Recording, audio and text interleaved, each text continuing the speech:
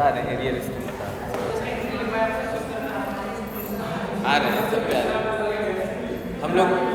हाँ आज आराम से खत्म हो जाएगा। आज जो कल 4th गियर पे चल रहे थे 2nd गियर पे भी चलेंगे तो भी खत्म हो जाएगा। हम लोग पढ़े थे वेजिटेटिव प्रोपोगेशन में, काई प्रवर्धन में सबसे पहला पढ़े थे हम लोग स्टेम के थ्रू, जिसको बोलते हैं हम लोग स्टेम में हमने कई टाइप पढ़ा था, अंडरग्राउंड स्टेम, अंडरग्राउंड हमने पढ़ा था कैसे, ट्यूबर पढ़ा था, ट्यूबर का एग्जांपल क्या था, फिर हमने राइजोम पढ़ा था, राइजोम का एग्जांपल बनाना, सिंजर,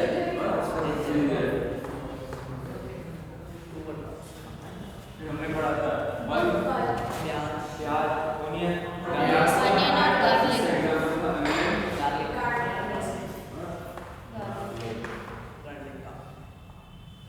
लहसुन। फिर हमने पढ़ा था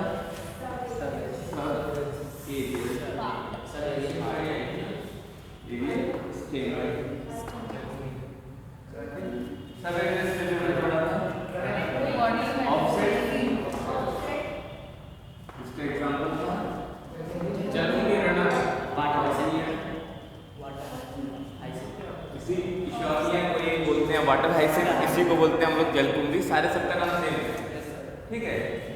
फिर हमने पढ़ा था आज से रनर, रनर का एग्जांपल था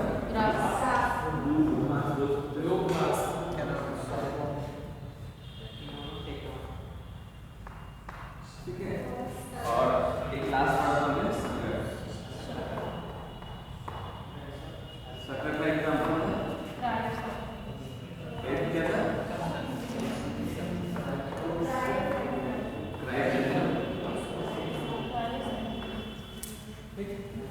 ऑफसेट और रनर में डिफरेंस क्या था? ये ऑफसेट जो है हमेशा वाटर जितने भी हमारे एक्वेटिक प्लांट है उसके में मिलेगा ऑफसेट, और जो तुम्हारा रनर है ये टेरेस्ट्रियल प्लांट में मिलेगा। ये ऑफसेट जो होता है ना ये मोटा होता है, ठीक होता है, ये ठीक होता है, और ये जो रनर होता है थिन होता है। ऑब्वियसली तुमने देखा होगा ग्रासेस में जो चीज़ें जाती हैं वो पतली पतली होती हैं, वहीं पे जब इकॉर्निया केस में देखेंगे तो वो मोटा मोटा होगा, ठीक। फिर हम देखेंगे तीसरा एरियल, एरियल का एग्जांपल हम देख लेंगे, शुगर केन, ठीक। शुगर केन में अगर हम लोग देखें यहाँ पे गन्ना जिसको बोलते हैं, गन्ना जो भी बोलिए, यहाँ पे उसके नोट्स होते हैं, देखा है सबने, ईख तो सबने देखा है, उस पर देखते हैं ऐसे ऐसे नोट्स बने होते हैं, और नोट्स के पास देखते हैं ऐसे छोटे छोटे बर्ड्स लाइक स्ट्रक्चर्स बन जाते हैं, कुछ इस तरह के स्ट्रक्चर्स।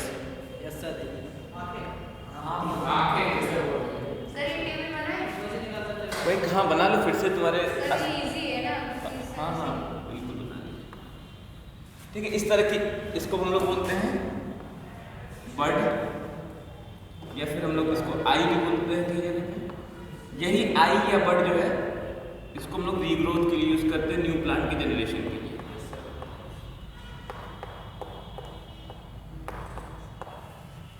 ठीक। तो ये भी क्या हो गया, वेजिटेटिव प्रोपोगेशन यानी कायिक प्रवर्धन का एक उदाहरण हो गया, और किसमें है, एरियल में है। एरियल का मतलब समझ रहे हो, एयर में है। यहाँ पे एरियल का मतलब क्या है, वायु में है, हवा में है, ठीक। यहाँ सब एरियल का मतलब सब एरियल अंदर कहाँ है, सब एरियल का मतलब हवा में गिरा है। ये बताओ ऑफसेट जो है वो अंदर है पानी के, वो क्या है कि जो दोनों चीजों को टच कर रहा है, मतलब एयर को भी टच कर रहा है और ग्राउंड को भी टच कर रहा है, इसलिए हमने इसको बोल दिया सब एरियल।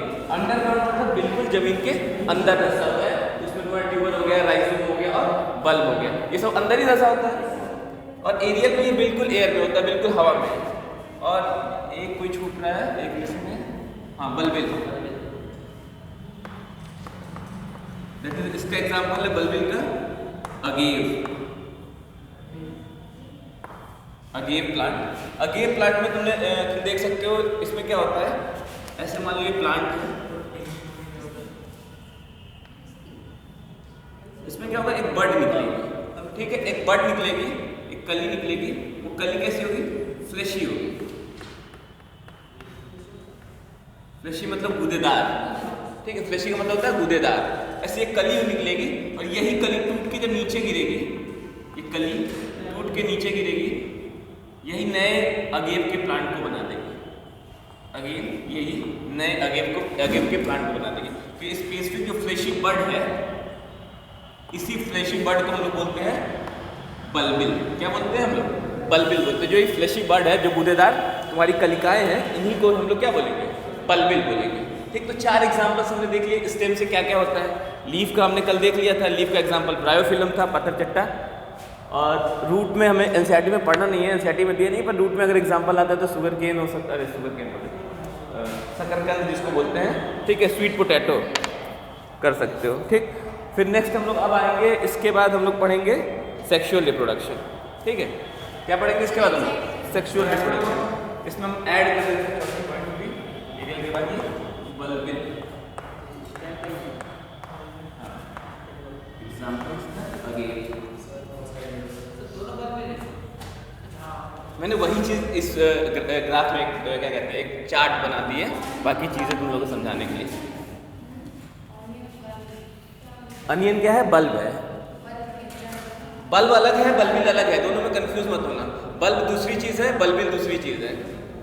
बल्ब क्या था, ये बल्ब था हमारा, ये बल्ब था, ठीक है। बल्ब का एग्जाम्पल अनियन था, गार्लिक था, ठीक है। बल्ब में क्या होता है, स्टेम जो होती है चपटी हो जाती है, डिस्क शेप में, देखा था नहीं यार, वो ये क्या है, स्टेम का मॉडिफिकेशन है।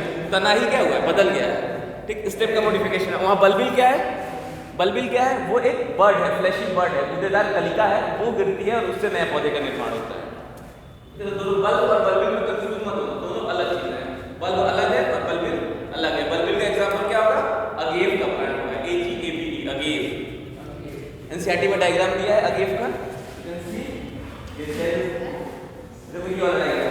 ये अगेव का प्लांट है, ठीक है, ये अगेव का प्लांट है, ये बल्बिल में शुरू होता है, इसमें हिंदी में भी बल्बिल बोलते हैं, बुलबिल बोलते हैं इंग्लिश में, बल्बिल या बुलबिल जो भी है। तो ये बल्ब, मतलब हमने ये देखा स्टेम का 4 तरीके से मॉडिफिकेशन हो सकता है। पहला मॉडिफिकेशन था अंडरग्राउंड। अंडरग्राउंड में 3 हमने देखा था, 3 कौन कौन से थे।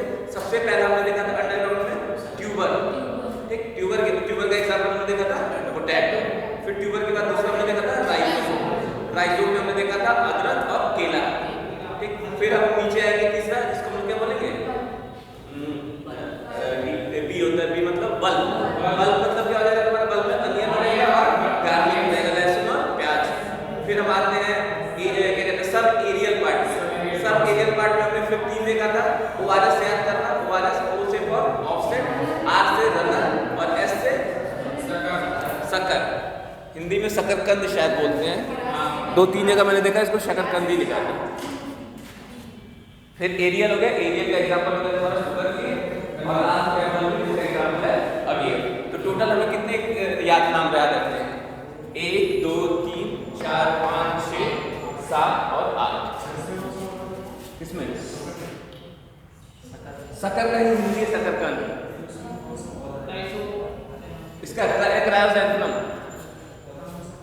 पौधे का नाम है क्रायोजैंथेमम। इसमें दिया है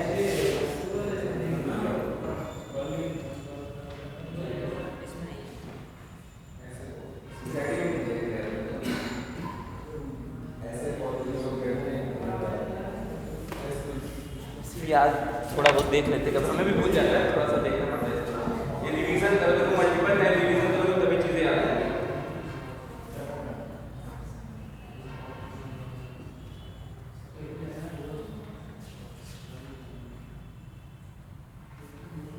सबने देखा होगा क्रायोजैंथेमम, यार बड़ा सुंदर सा होता है, फोटो ये देखा है सबने, वो फुली सबने देखा हुआ है वाला फ्लावर, सर देखा है, महकता है विक्स की तरह। क्रायोजैंथेनम, इसका एग्जाम्पल शक्कर का एग्जाम्पल है क्रायोजैंथेनम, सबने देखा होगा। हिंदी में कुछ और नाम होता होगा पर ऐसे इसके और भी कलर्स होते हैं ना? हाँ, इसके ढेर सारे कलर्स होते हैं तुम्हारे। ये देखो, ये कलर है इसका, ये मेरे घर पे हाँ देखा है। गुलाबी कलर भी इसका होता है, गुलाबी गुलाबी। हाँ, शक्कर का एग्जाम्पल। येलो कलर भी है, येलो कलर भी है, इसका पिंक कलर भी आता है, पिंक कलर इसमें दिखा नहीं रहा, ये पिंक भी मिल गया, पिंक कलर भी है, ढेर सारे कलर्स होते हैं। हाँ, ये थोड़ा सा ना विक्स की तरह महकता है, विक्स हम लोग यूज़ करते हैं ना, उसी की तरह ये थोड़ा थोड़ा महकता है। इसका जो सेंट होता है थोड़ा सा, मतलब एक दैट इसके में कुछ ऐसी पिपरामिंट टाइप की कुछ चीज़ें होती होंगी, क्या होता है ये नहीं पता है। हो गया। अब नेक्स्ट चलते हैं हम लोग सेक्सुअल रिप्रोडक्शन पे। हो गया सबका ना? हाँ सर, हो गया।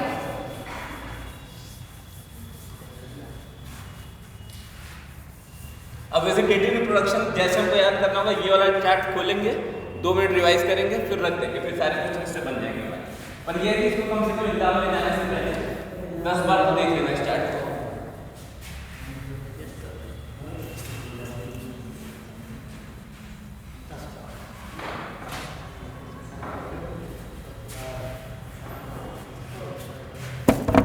नेक्स्ट है सेक्सुअल रिप्रोडक्शन।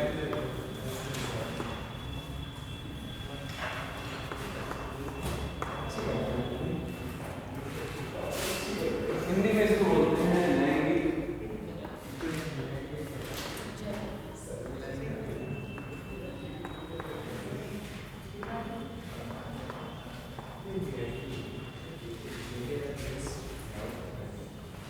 सेक्सुअल रिप्रोडक्शन हमारे प्लांट में भी होगा और एनिमल में भी होगा। पहले सेक्सुअल रिप्रोडक्शन होता क्या, पहले ये रहता है, हमको पता है 2 क्राइटेरिया होगी, मेल एंड फीमेल गैमेट का फॉर्मेशन होगा। गैमेट का फॉर्मेशन होगा, मतलब नर और मादा युग्मक बनेंगे। दूसरी चीज फ्यूजन होगा, फ्यूजन ऑफ गैमेट, युग्मक का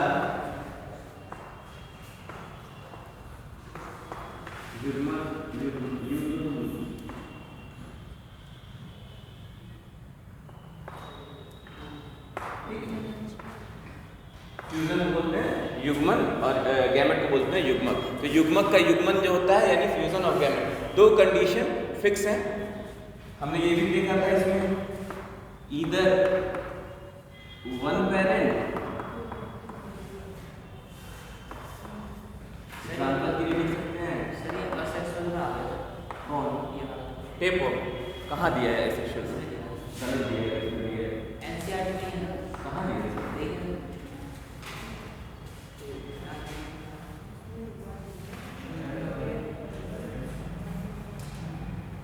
जब संतति के प्रति एकल जनस वाला युग्मक निर्माण की प्रक्रिया में क्या होता है?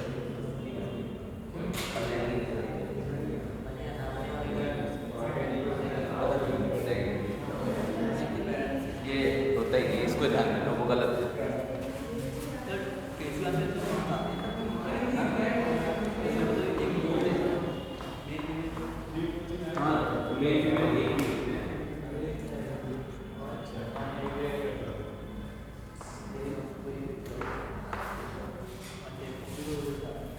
देखो दोनों में एक ही चीज़ होता है, टेपवर्म और अर्थवर्म, दोनों में कंडीशन सेम पाई जाएगी।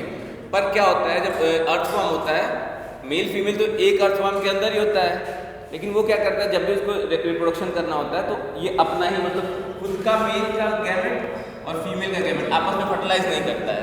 ये क्या करता है, फीमेल गैमेट को दूसरे के मेल के गैमेट के साथ फर्टिलाइज करता है, ठीक है, और अपना मेल गैमेट दूसरे फीमेल के साथ करता है। इसलिए करता है ताकि जो चेंजेस हो तुम्हारे हमें पता है रिकॉम्बिनेशंस वगैरह होते हैं, वो चेंज है, जेनेटिक चेंजेस है। अगर सेम आने लगेगा तो सर्वाइवल के चांसेस घटने लगते हैं। जेनेटिक चेंजेस की वजह से, अनुवांशिक बदलाव की वजह से ही हमारे सर्वाइवल के चांसेस बढ़ते हैं। इसलिए कोशिश करता है कि ये अलग अलग से करें। तो इसमें दो की ज़रूरत पड़ती है। परंतु जो तुम्हारा टेप वॉर्म होता है वो क्या होता है, किसी होस्ट के अंदर होता है। तो होस्ट के अंदर होता है तो उसके पास कोई दूसरा प्रेजेंट नहीं होता है, तो उसको मजबूरी में खुद के ही मेल और फीमेल गैमेट के साथ रिप्रोडक्शन करना होता है।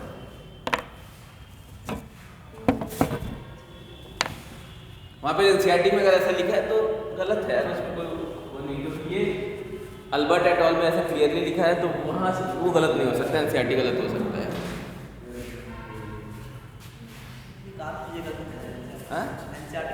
एनसीईआरटी में गलतियाँ हो सकती है, अल्बर्ट नहीं, तो वो जनरल है इस चीज़ का, वो गलत कर देगा और एनसीईआरटी सही कर देगी, कोई नहीं सकता, इम्पॉसिबल।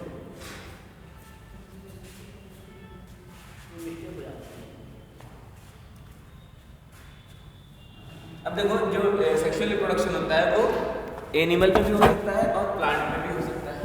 अगर हम लोग प्लांट की बात करें तो प्लांट में सेक्सुअल रिप्रोडक्शन के लिए हम लोग बहुत डिटेल में प्लांट का सेक्सुअल रिप्रोडक्शन पढ़ चुके हैं। हमें पता है प्लांट का सेक्सुअल रिप्रोडक्शन करने के लिए कौन सा ऑर्गन बनाता है। प्लांट अगर सेक्सुअल रिप्रोडक्शन करता है तो कोई ऑर्गन होता होगा ना, उसी की हेल्प से करता होगा सेक्सुअल रिप्रोडक्शन। बड़ा सिंपल है। तुमको प्लांट में सबसे अधिक क्या अट्रैक्ट करता है? फ्लावर। तो फ्लावर ही उसका सेक्सुअल ऑर्गन। फ्लावर के ही अंदर तो तुम लोग देखते हो ना, क्या क्या पाया जाएगा तुम्हारा? डायनोसियम और एंड्रोसियम किस में रहता है? फ्लावर के अंदर ही रहता है। तो जो सेक्सुअल ऑर्गन अगर प्लांट का क्या बोलेंगे, वो क्या है? फ्लावर है। तो फ्लावर जो होता है दो तरीके का हो सकता है। एक को हम बोलेंगे मोनोकार्पिक और एक को बोलते हैं पॉलीकार्पिक। दो तरीके के प्लांट्स होते हैं। एक प्लांट को हम लोग बोलते हैं मोनोकार्पिक प्लांट और दूसरे को बोलते हैं हम लोग पॉलीकार्पिक। मोनो का मतलब क्या होता है? एक। ये जीवन में सिर्फ एक बार ही इसमें फ्लावरिंग होती है।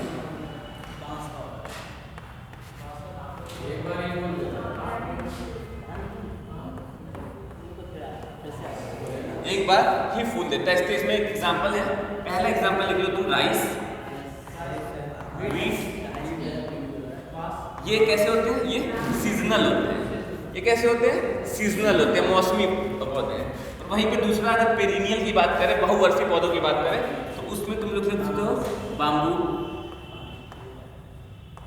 नीला कुरेंजी, याद करना इसका नाम, नीला कुरेंजी। हाँ, ये 12 सालों में एक बार होता है। इसका साइंटिफिक नाम है स्ट्रॉबिलिंथस गुंथियाना।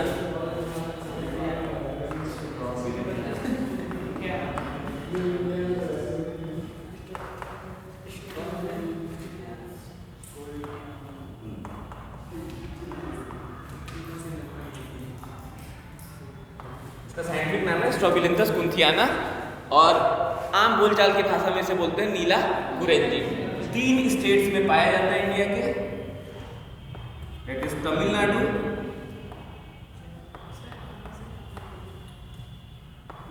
कर्नाटका, याद करना है, केरला। नीला फूल, ब्लू फ्लावर। अब देखो क्या होता है, हमने देखा कि 2 तरह के फ्लावर्स होते हैं। एक को हम लोग मोनोकार्पिक बोलते हैं। मोनोकार्पिक जो अपने पूरे जीवन काल में सिर्फ एक बार फ्लावर देता है। अपने पूरे जीवन काल में, अपने पूरे लाइफ साइकिल में सिर्फ एक बार फ्लावरिंग होती है। इसमें क्या होता है, कुछ मौसमी पौधे होते हैं जो एक मौसम के लिए ही होते हैं, जैसे जिसका एग्जाम्पल होगा तुम्हारा धान, गेहूँ, राइस और वीट। कुछ ऐसे पौधे होते हैं वो जीवन में वो भी एक ही बार फूल देते हैं, लेकिन वो फूल देते हैं बहुत दिनों बाद। जैसे कि बाम्बू।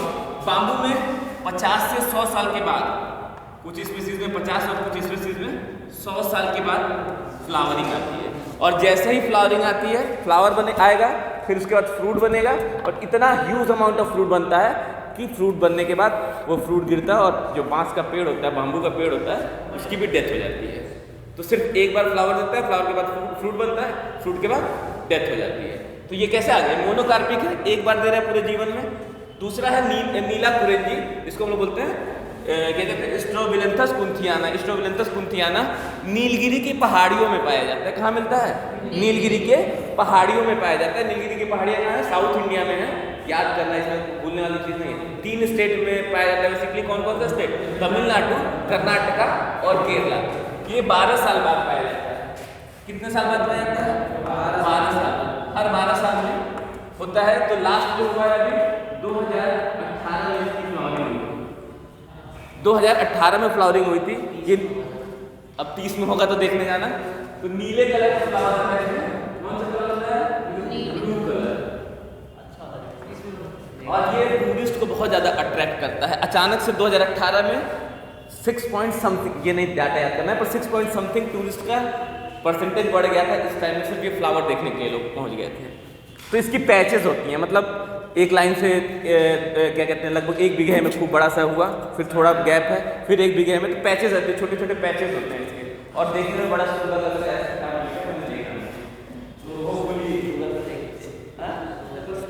गूगल पे नहीं, 2020 में चल के देखिए। क्यों गूगल पे देखिए? कुछ चीज़ें नेचुरली देखने में ज़्यादा बेहतर लगती हैं। नीलगिरी की पहाड़ियाँ बेसिकली तुम्हारा केरला और तमिलनाडु के बॉर्डर पर होता है, जहाँ पे दोनों मिलते हैं वहीं पर होता है। जहाँ पे तुम्हारा वेस्टर्न घाट और ईस्टर्न घाट भिन्न होता है, वहीं पे नीलगिरी की पहाड़ियाँ होती हैं। नहीं याद करना, बस 3 नाम याद करना है। कौन कौन से? केरला, कर्नाटका, तमिलनाडु और नीलगिरी हिल्स। और 12 साल नाम है नीलाकुरिंजी। साइंटिफिक नेम है स्ट्रॉबिलिंथस कुंथियाना। 12 साल बाद पौधे मिलते हैं। कैसा कलर होता है फूल का?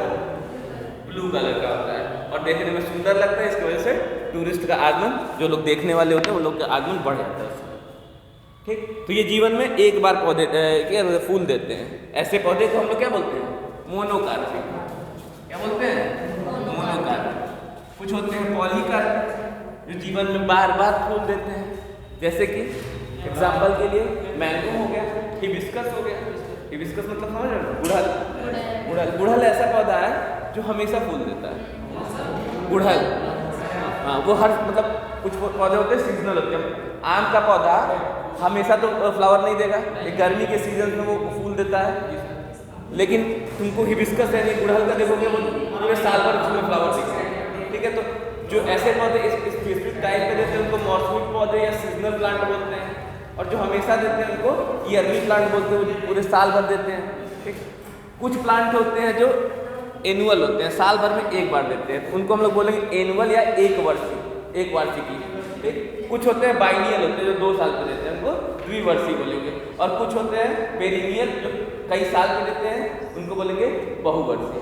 ठीक, 1 साल बाद, 1 साल के वाले में एग्जाम्पल में कौन आ जाएगा तुम्हारा? गेहूँ वगैरह आ जाएगा, गेहूँ, अरहर आ जाएगा, ये सब का एग्जाम्पल आ जाएगा।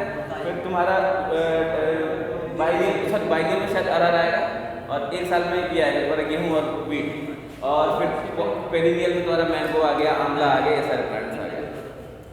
ठीक है, फिर हम लिखवा दे रहे हैं एक बार।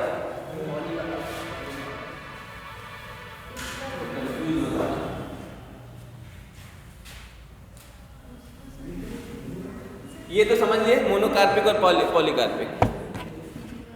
पॉलीकार्पिक में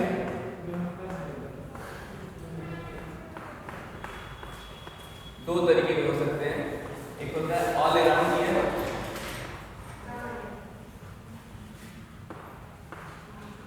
ये फ्लावरिंग होगी इसमें। इसका एग्जांपल मिल जाएगा हिबिस्कस।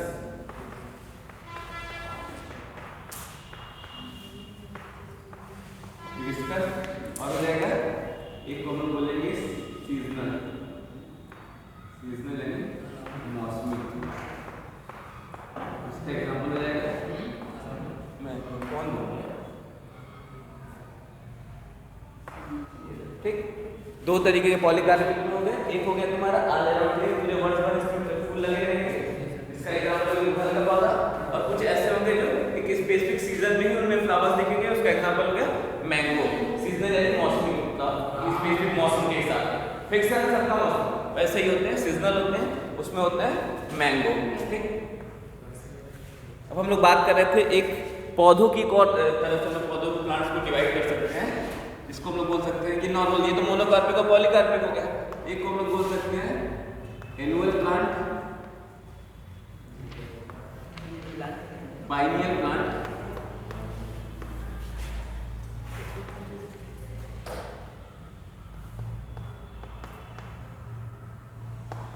बोलते हैं पेरिनियल ग्लैंड।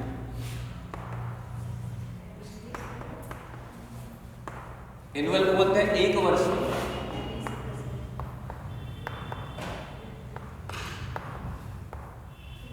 इसको बोलते हैं द्विवर्षीय। हाँ, प्लांट के टाइप है ये, तो एक टाइप एक तरीके से हमने डिवाइड कर दिया। एक दूसरा तरीका है जिसको हम लोग, ये तो हम लोग कितने फ्लावर्स होंगे, ठीक है, एक बार जिंदगी में फ्लावर आएगा या बहुत बार आएगा, इस बेसिस पे अब कितने साल जिंदा रहते हैं पेड़, उस बेसिस पे हम देखेंगे। तो एनुअल हो गए, बाइनियल हो गए और पेरिनियल हो गए। एनुअल का मतलब एक वर्षीय, तो बाइनियल का मतलब द्विवर्षीय और पेरिनियल का मतलब बहुवर्षीय।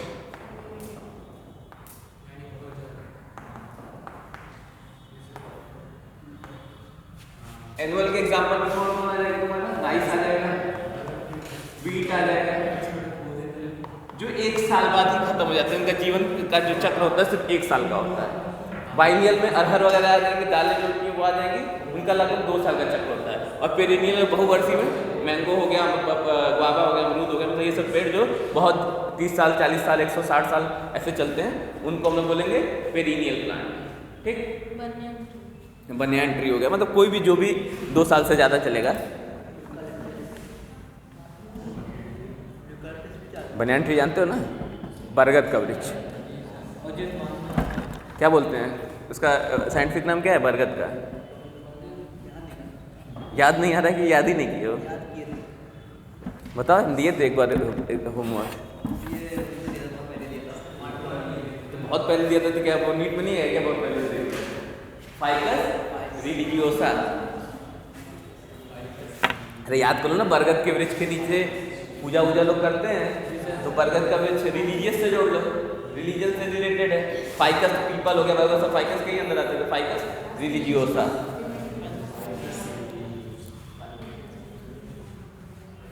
अब देखते हैं हम लोग सेक्सुअल रिप्रोडक्शन में किसी भी ऑर्गेनिज्म की जो लाइफ होती है उसको 3 फेजेस में हम लोग डिवाइड कर सकते हैं।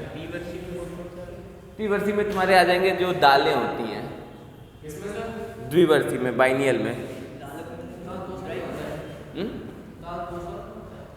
हाँ 2 सीजन देखते हैं, इसलिए वो सीजन का वो दिक्कत बोल रहा है। अब गेहूं भी तो 6 महीने में हो जाता है ना, उसको एक वर्ष में नहीं वो लिखना चाहिए इस तरह, तो पर उस सीजन को काउंट करते हैं। शायद उस एग्जाम्पल में यही दिया है, तो मैं भी यही सोचता हूँ कि सीजन को ही वो काउंट करते हैं। मैंगो इसका एग्जाम्पल हो गया, पेरिनियल का मैंगो हो गया, बरगद हो गया।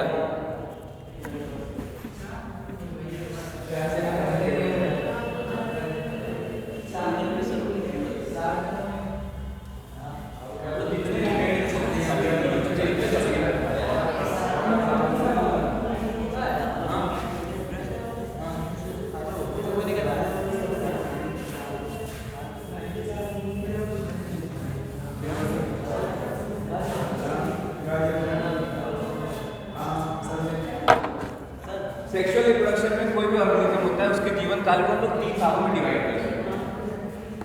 एक को हम लोग बोल सकते हैं किशोरावस्था, बोल सकते हैं,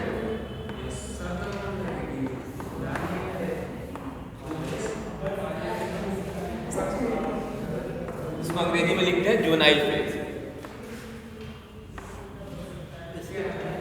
जुवेनाइल फेज। ठीक है, हेलो, कहाँ किस क्या इसमें जो मछली में मैंगो वगैरह, मैंगो कैसे द्विवर्षीय में आएंगे भाई?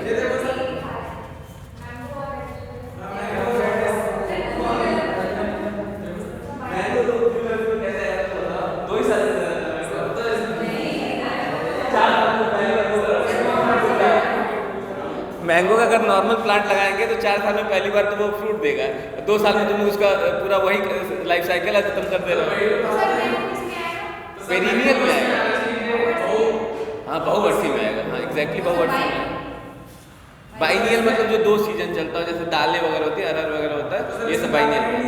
हाँ जाने तो नहीं दिया तो तुम कहाँ परेशान हो, हम बता रहे हैं ना, इंटरनेट पे नहीं, कभी कभी किताबों में भरोसा करो, जो मैं बता रहा हूँ किताबों में लिखा है।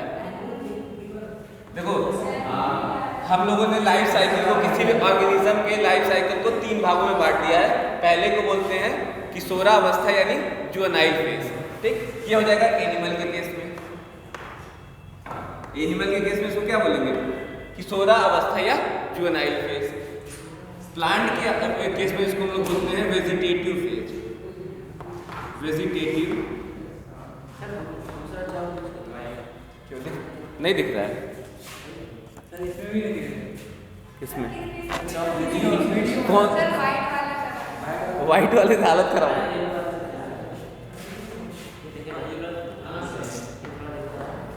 जैसे वेजिटेटिव फेज, ठीक है। जुवेनाइल फेज, और अगर प्लांट के बात में बोलेंगे तो उसको कायिक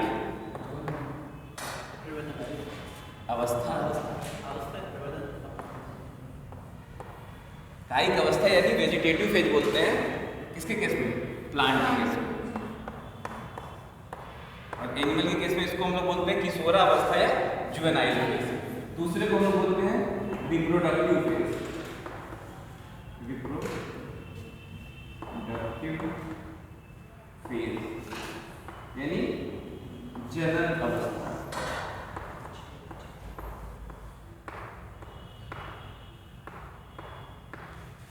तीसरा जो है वो है हमारा सेनाइल फेज। सेनाइल फेज इसको बोलते हैं जीवित अवस्था।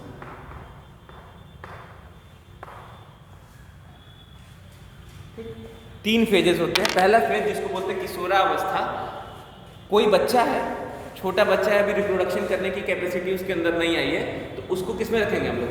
जुवेनाइल फेज में रखेंगे या फिर वेजिटेटिव फेज में रखेंगे।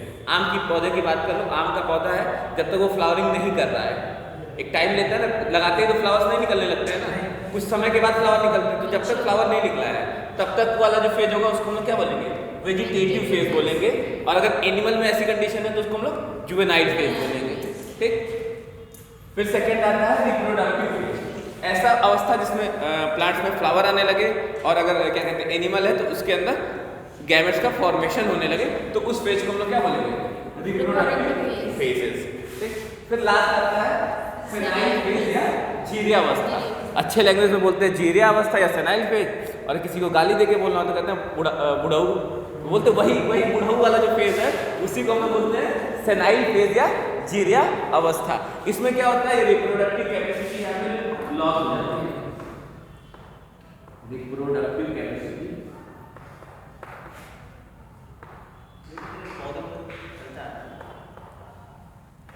उनके भी खत्म हो जाता है।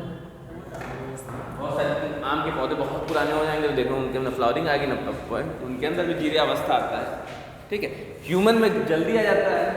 ह्यूमन की जो फीमेल्स होती है 50 ईयर्स में उनका गर्भाधान हो जाता है।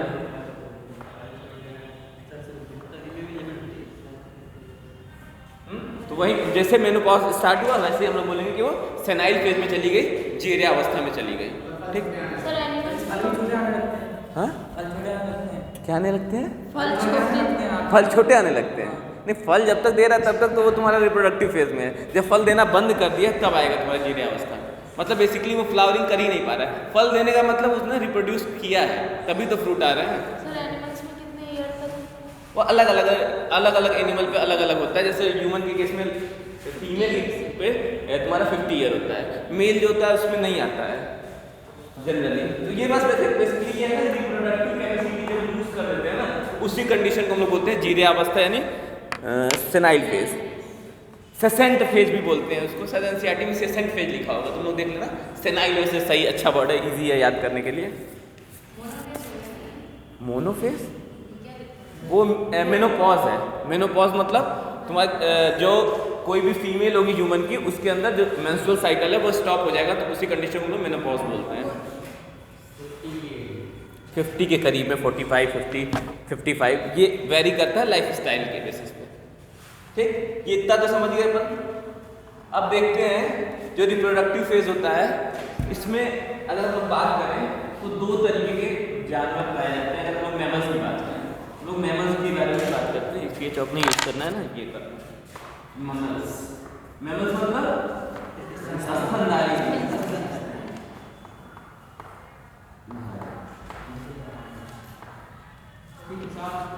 इसमें 2 तरीके के हमने बोला, एक को हमने बोल दिया नॉन प्राइमेट्स,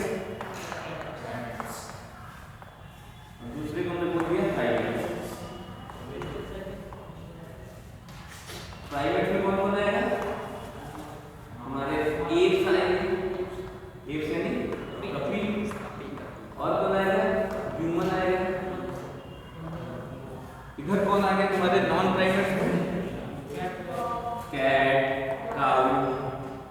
ठीक है, बियर,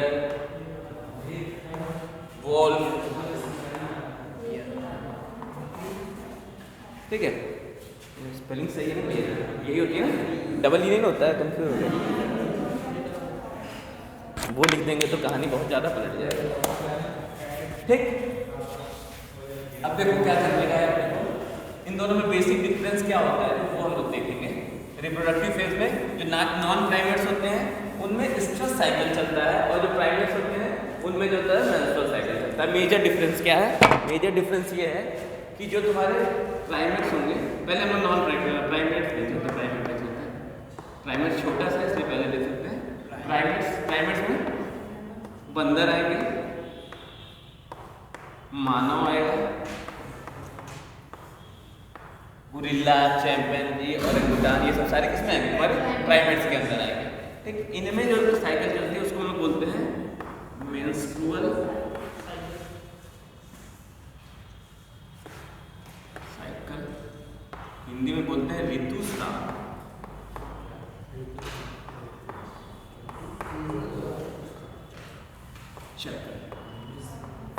ये लगभग 1 महीने के करीब का होता है, ठीक है। अप्रॉक्सीमेट 28-29 डेज मंथली हम लोग इसको लेके चलते हैं कि मंथली होता है प्राइमेट्स में, ठीक है। इसमें क्या होता है इसको बहुत डिटेल में पढ़ेंगे नेक्स्ट चैप्टर में, पर अभी बेसिक हल्का सा देखते हैं। इसमें ब्लीडिंग होती है, मतलब खून निकलता है, ठीक है, उसी को ब्लीडिंग बोलते हैं। इस केस में ब्लीडिंग होती है। वहीं पे तुम्हारा भी इसलिए ये बताना कि जो नॉन प्राइमेट्स होते हैं जिसमें ओएस्ट्रस साइकिल होता है उसमें ब्लीडिंग नहीं होती है। ये तो हमने देखा प्राइमेट्स की कहानी। अब हम आते हैं नॉन प्राइमेट्स की कहानी।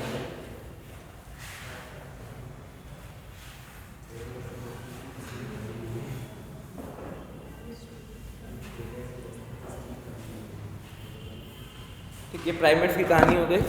प्राइमेट्स की कहानी को हमको more डिटेल में पढ़ना है, इसलिए यहाँ पे शॉर्टकट में पढ़ के खत्म किए। नॉन प्राइमेट्स को हमको नहीं पढ़ना है, बस यहीं पे जितना पढ़ना है उतना पढ़ना है, इसलिए यहाँ पे थोड़ा डिटेल में लिखेंगे। नॉन प्राइमेट्स हिंदी में भी नॉन प्राइमेट बोलते हैं, गैर प्राइमेट बोलते हैं, जो भी बोलते हैं। नॉन की जगह कुछ होगा, पर प्राइमेट को प्राइमेट। पहली बात इनके में साइकिल होती है उसको बोलते हैं स्ट्रेस साइकिल। क्या बोलते हैं? Stress cycle. इसको हिंदी में बोलते हैं, कौन सा चक्र बोलते हैं? कौन सा? वध मध।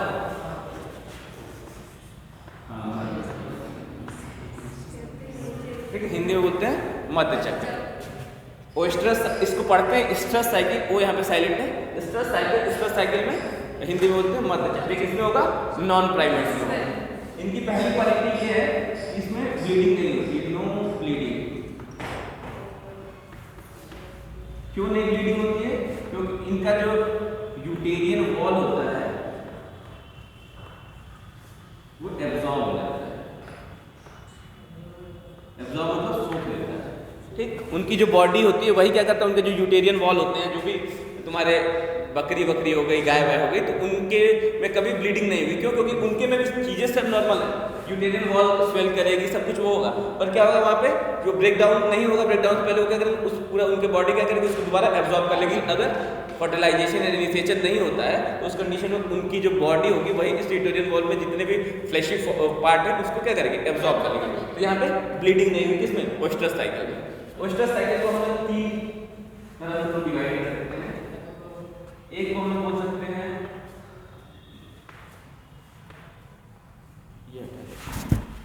ये लिख लिया था, ये पॉइंट लिख लो सब लोग, ये लिख लिया पॉइंट।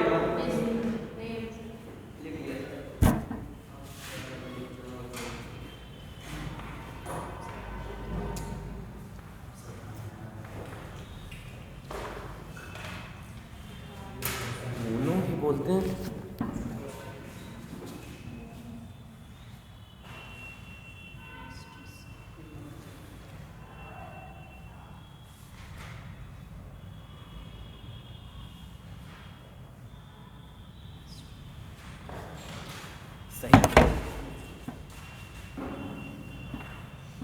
मोनोस्ट्रेस साइकिल, पॉलीस्ट्रेस साइकिल,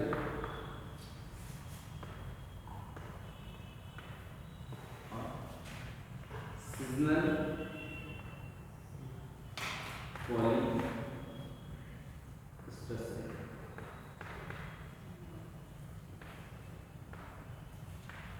ठीक है, कुछ नहीं, सीजनल का मतलब होता है मौसम वाला, मौसमी। ठीक है, सीजनल को यहाँ पे मौसमी। मोनो का मतलब हमेशा याद रखना, मोनो आया तो हमेशा क्या समझ जाएंगे, क्या मोनो का मतलब होता है एक बार ना, एक बार सिंगल, एक बार। पॉली का मतलब बहुत बार, बहुत। सीजनल होता है मौसमी पॉली, यहाँ पे लिखा सीजनल पॉलीओस्टर, मतलब कि किसी स्पेसिफिक मौसम में होता होगा, जब अभी आ जाएंगे उसमें। जब पूरे लाइफ एक ईयर में एक बार, 1 ईयर में सिर्फ एक बार, 1 टाइम,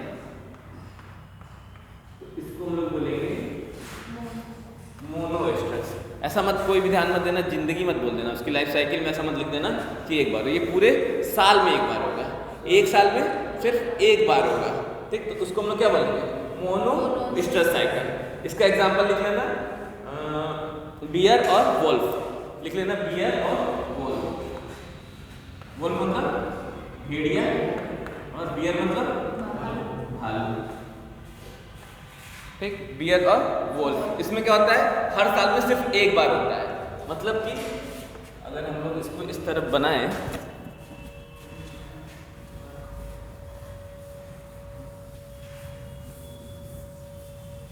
अगर हम लोग बात करें कि इसकी मोनोएस्ट्रस साइकिल की, पूरे साल में पूरे ईयर में एक बार होगा। ध्यान देना कि कोई लाइफ साइकिल नहीं करेगा। वहाँ पे मोनोकार्पिक था तो पूरे लाइफ साइकिल में एक बार हो रहा था प्लांट में, पर यहाँ पे मोनोएस्ट्रस है तो पूरे सिर्फ एक साल में एक बार होगा।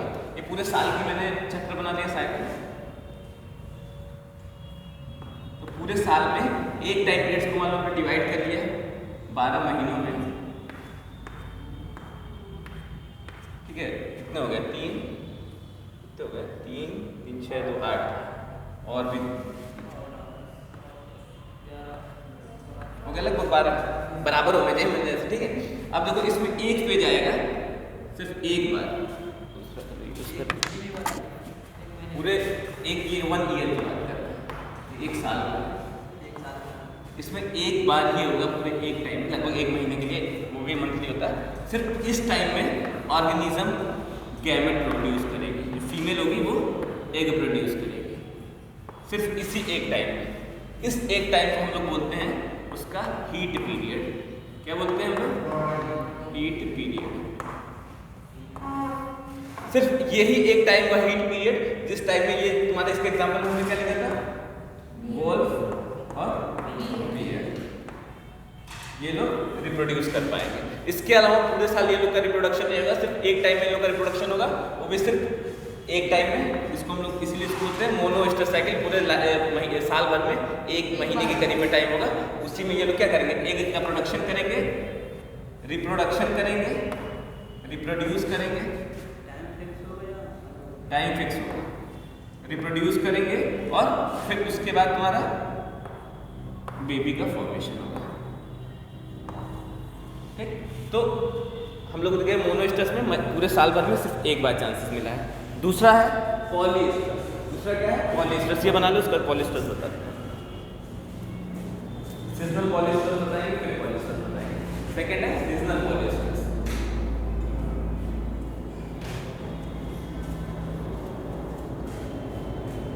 किसकी बात कर रहे हैं, ये हम लोग नॉन प्राइमेट्स की बात कर रहे हैं, कुत्ते बिल्लियों की बात कर रहे हैं, गाय वाय की बात कर रहे हैं।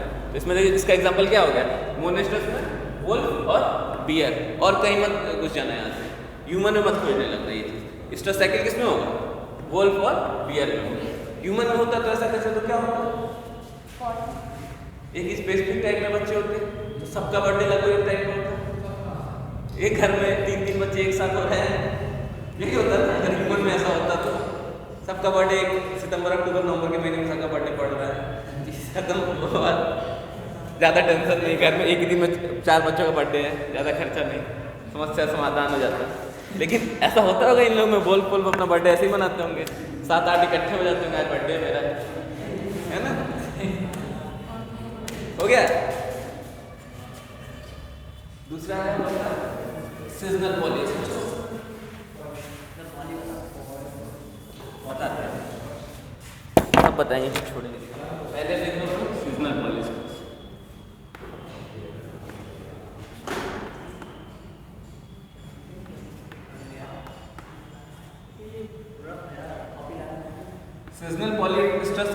मतलब हो जाएगा आपका डॉग, कैट, ठीक है, ये लोग हो जाएंगे। इसमें क्या होता है, इसमें भी हमने ऐसे बना लिया, ये पूरा 1 साल हो गया। 1 साल को फिर हमने डिवाइड कर लिया,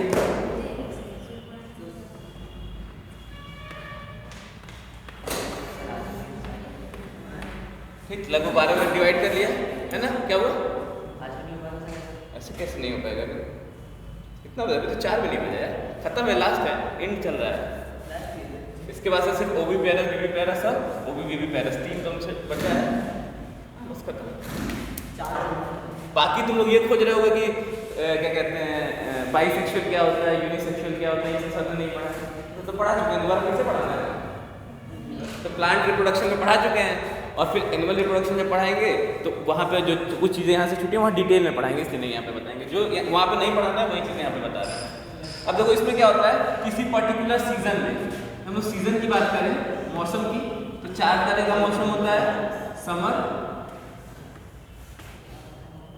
समर के बाद क्या होता है, स्प्रिंग, विंटर होता है। स्प्रिंग के बाद क्या होता है, विंटर होता है। विंटर के बाद क्या होता है, ऑटम होता है, फिर समर, ठीक, ये 4 सीजन होते हैं। रेन में इसी में आ जाता है, समर के अंदर ही, ठीक। हिंदी बता देते हैं अभी। समर का मतलब गर्मी नहीं बोलते, कुछ और बोलते हैं, ग्रीष्म ऋतु। क्या बोलते हैं इसको, ग्रीष्म ऋतु। फिर स्प्रिंग को बोलते हैं हम लोग वसंत ऋतु। विंटर को बोलते हैं शीत ऋतु, और ऑटम को बोलते हैं हम लोग, एक बचा क्या बोलेंगे इसको, ऑटम को हिंदी में क्या बोलेंगे, बसंत हो गया। एक क्या होता है अभी जस्ट, तीन ही होती है, 3 नहीं होती है यार, अभी बता रहे हैं। ऑटम को भी हिंदी में कुछ बोलते हैं, बसंत हो गया,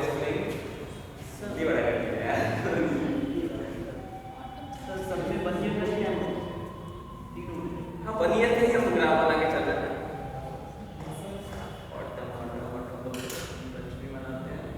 शरद ऋतु, ऑटम को बोलते हैं शरद ऋतु, ठीक, शरद ऋतु। कहीं कहीं पे हेमंत ऋतु भी लिखा हुआ मिल जाएगा, हेमंत ऋतु या शरद ऋतु, ठीक है। शरद भी नाम होता है, हेमंत भी नाम होता है, जैसे हेमंत इसी का नाम है, ठीक है। तो ये ऋतुएं होती हैं, 4 तरह की ऋतुएं हैं बेसिकली, 4 सीजन होते हैं। तो जनरली जो हम लोग बिल्ली और कुत्ते की बात कर रहे हैं, तो ये जो उनका समर सीजन होगा, समर सीजन हमने मान लिया, ये वाला पोर्शन समर सीजन हमने मान लिया, ठीक, ये हो गया। तो इसमें लगभग 4 बार, 1 2 3 4, टोटल 4 बार इनके अंदर क्या होगा, ओएस्टर साइकिल आएगा। मतलब एक पर्टिकुलर सीजन में जितने महीने होंगे उतनी बार आएगा। गर्मी का जनरली अभी स्टार्ट होगा गर्मी का सीजन, अभी उनका हीट पीरियड स्टार्ट हो जाएगा, कुत्ते और बिल्ली होगा। कुत्ते इसी समय रिप्रोड्यूस करेंगे, छोटे छोटे पपीज देखने को मिल जाएंगे अभी कुछ दिन बाद, ढेर सारे पपीज, और उसमें से 10-12 पैदा करेंगे, 3-4 बचेंगे, बाकी सब मर जाते हैं ठंडे के मारे। उसमें से फिर हम लोग कुछ दया वया करके 2-4 बोरे छुपा लेते हैं अंदर, तो 2-4 और बच जाते हैं जनरली। इसीलिए वो नंबर ज़्यादा क्यों होता है, क्योंकि सर्वाइवल का रेट कम होता है, इसलिए वो 12, 13, 8, 6 जो भी होते हैं, जो फीमेल डॉग होती है जनरली ह्यूज नंबर में प्रोडक्शन करती है। क्यों, क्योंकि सर्वाइवल का रेट वहाँ पे कम होता है। तो सर्दी के टाइम में ठंडी लग जाती है, मर मरा जाते हैं बेचारे, तो उससे सावधानी बचने के लिए कि कुछ तो बचे, इसलिए नंबर क्या होता है, ज़्यादा होता है। तो जनरली विंटर, मैंने गर्मी नहीं बोल दिया था क्या, हाँ विंटर के सीजन में जनरली होता है इनका। अलग अलग ऑर्गेनिज्म का अलग अलग टाइम पे होता है। कुत्तों का लगभग यही सीजन चल रहा है, विंटर वाला है, ये सीजन स्टार्ट हो जाएगा हम लोग का।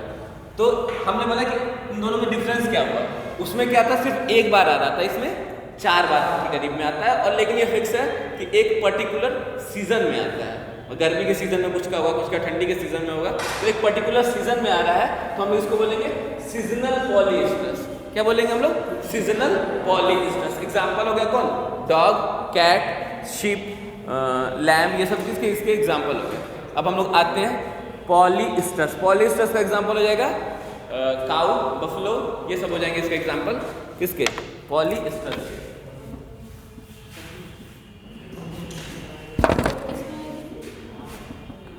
गोट भी उसी में आएगी, बकरी, हाँ क्या 6 महीने बोलता है, दोनों में आएगी। पता नहीं, बकरी का मैंने देखा नहीं है। बकरी बताया तो इसी में आती है, हाँ ये इस वाले में ही आती है, लैम्ब में।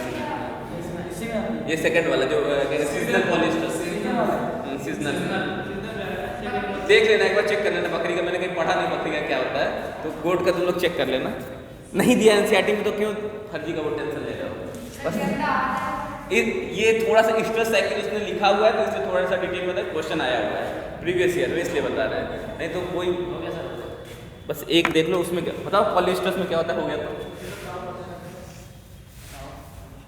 एग्जाम्पल बताओ क्या होता है, क्या है एग्जाम्पल तो हो गया, क्या होता होगा अनुमान लगाओ। किसी भी टाइम इनके में नॉर्मल चलता है, जैसे ह्यूमन में चलता है ऐसे में कभी इनका भी। अब ये कहना कि गाय हमेशा बछड़ा नहीं देती है, पर होता उनका पूरे महीने में।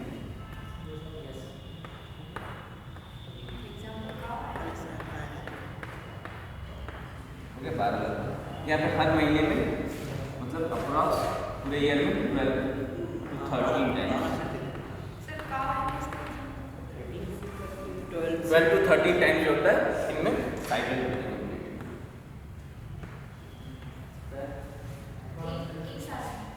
एक साल में एक साल में 12 प्रेगनेंसी से मतलब नहीं, प्रेगनेंसी तो जरूरी है उस समय देखना पड़ेगा कितने का होता है। क्या साइकिल?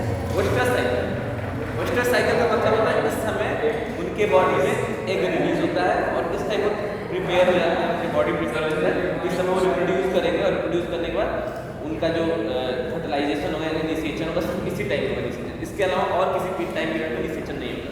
और ये साइकिल होता है जो वेस्टर साइकिल होता है, उसी समय एग रिलीज होता है। जैसे मेंस्ट्रुअल साइकिल होता है ह्यूमन में, तो 4 पर्टिकुलर टाइम में ही एग रिलीज होता है। ऐसे यहाँ पे ईस्टर साइकिल है, ईस्टर साइकिल में ही इनका एग रिलीज होगा, बाकी टाइम में एग रिलीज नहीं होगा। एक टाइम फिक्स होगा। अब आते हैं हम लोग एक तरह के और जानवरों के बारे में पढ़ने के लिए, वो होते हैं ओविपेरस, विविपेरस और ओविविपेरस। 3 तरह के जानवर होते हैं टोटल। एनिमल्स को 3 और डिवीजन में बांट सकते हैं। हाँ, एनिमल को फिर से हम बांटते हैं। एनिमल्स को किस बेसिस पे?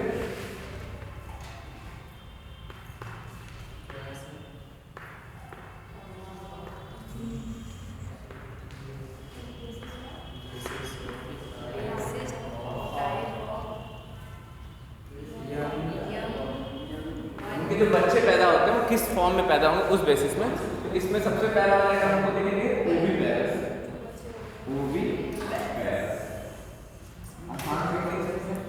इसको हिंदी में क्या बोलते हैं ओविपेरस को? अंडे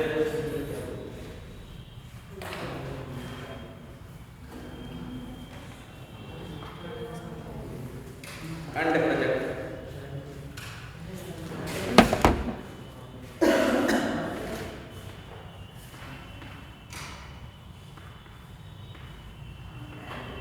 अंड प्रोजेक्ट बोलते हैं ओविपेरस।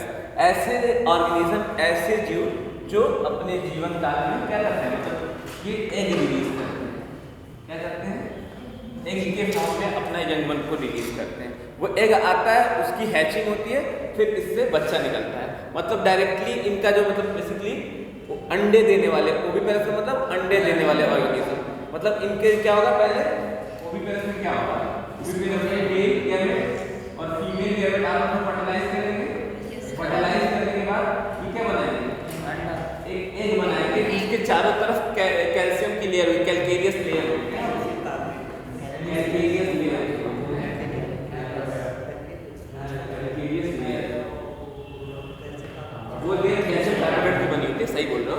कैल्केरियस का मतलब है कैल्शियम से बनी हुई है। उसका वो देख रहे हैं ये जो पी होता है इसका कंपोनेंट, तो इस उसके चारों तरफ कैल्केरियस लेयर होगी, अलग अलग ऑर्गेनिज्म में चेंज होता रहता है और जनरली कैल्शियम कार्बोनेट ही मिलता है। और इसके अंदर क्या होगा, क्या फूड होगा, क्या होगा, फूड होगा।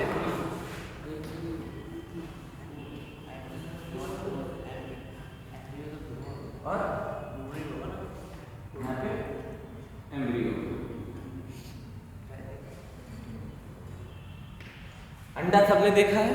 ऐसा कोई है जो अंडा नहीं देखा है? तो देखा तो सबने होगा, भले नहीं खाया होगा, देखा तो सबने होगा।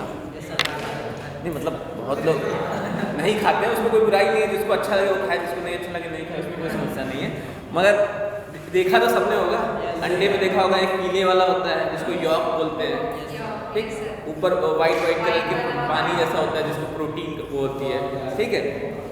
तो उसमें क्या होता है, वाइट कलर का होता है, उसमें वो पूरा सॉरी वाइट बोले येलो कलर का जो होता है, पूरा येलो वाला नहीं, उसमें ही एम्ब्रियो का छोटा सा पोर्शन होता है, बहुत छोटा सा एम्ब्रियो पाया जाता है। और जो चारों तरफ होता है वो उसके लिए रिजर्व फूड मटेरियल है, रिजर्व फूड है। मतलब उसने क्या किया है, उसकी मम्मी ने क्या करा, कुछ खाना जो है इसके पैकेट में रख दिया, कहा अब तुम नीचे जाओ, तुम इसी खाना का यूज करके डेवलप करोगे, फिर हैचिंग होगी, हैचिंग होने के बाद तुम छोटे से यंग वन के रूप में निकलोगे। लेकिन पहले जब उसके बॉडी से निकलोगे उनकी मदद से, तो किस फॉर्म में निकलोगे, एक एग के फॉर्म में निकलोगे, जिसके चारों तरफ एक लेयर होगी। वो लेयर किसकी होगी, जनरली कैल्केरियस लेयर होगी, कैल्शियम कार्बोनेट की लेयर बनी होगी, उसके अंदर रिजर्व फूड मटेरियल होगा और उसके बीच में छोटा सा एम्ब्रियो होगा, भ्रूण होगा जिसको बोलते हैं एम्ब्रियो।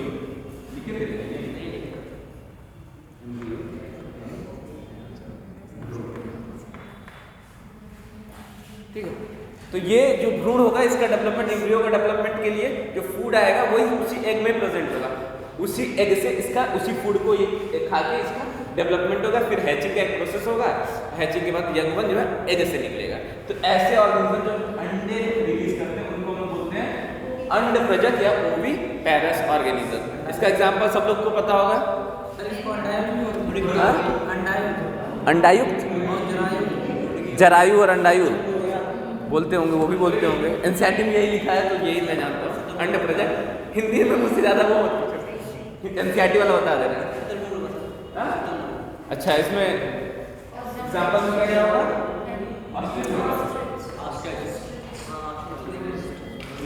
तो और क्या होगा, और डॉग होगा कि नहीं होगा, बहुत होगा। इसमें बहुत सारे एग्जांपल जो भी अंडा देते हैं, मछलियाँ हो गई, ये सब हो गई। अगर शार्क है, शार्क नहीं आएगी सर, शार्क अंडे नहीं देती। अब बताओ शार्क आएगी कि नहीं आएगी? नहीं आएगी तो क्यों नहीं आएगी? क्या शार्क में अंडे नहीं बनते हैं? कैल्केरियस जिसकी बाउंड्री होती है बनता है, उसमें भी बनता है अंडा। हाँ बनता है मैमल्स, और इसका मतलब थोड़ी ना कि यंग वंस देगी, कुछ एक्सेप्शन है मैमल्स के भी।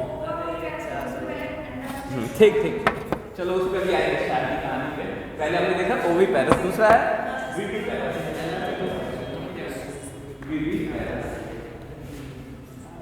विविपेरस मतलब क्या लिखते हैं हिंदी में, सजीव प्रजाति।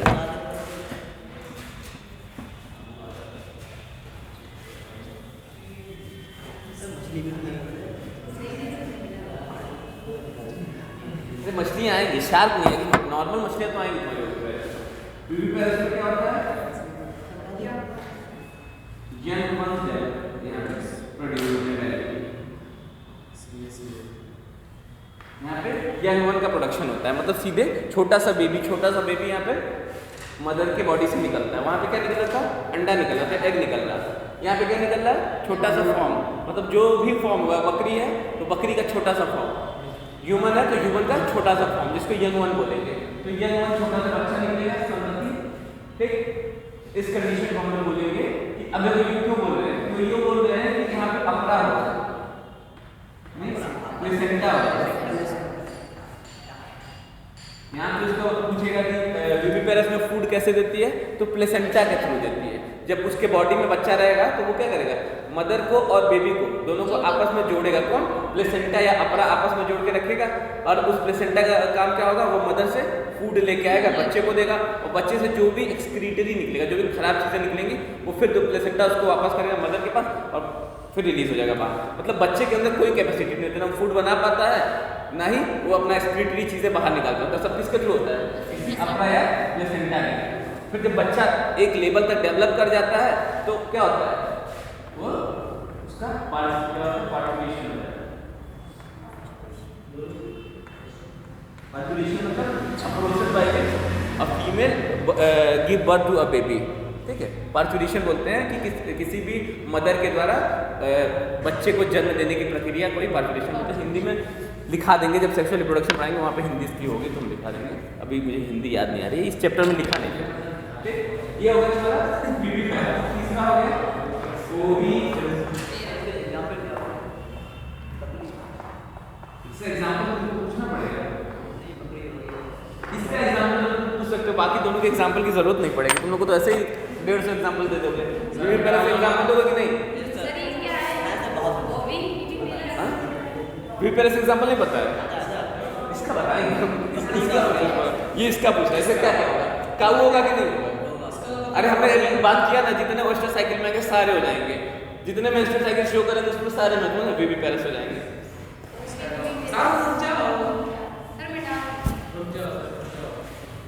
अपने पूरा टाइम के पास आधा घंटा है, उनको खत्म हो गया चैप्टर लगभग। सर आज 5 बजे पढ़ा। अच्छा, अब जब कुछ है ही नहीं है तो 5 बजे पढ़ा दो।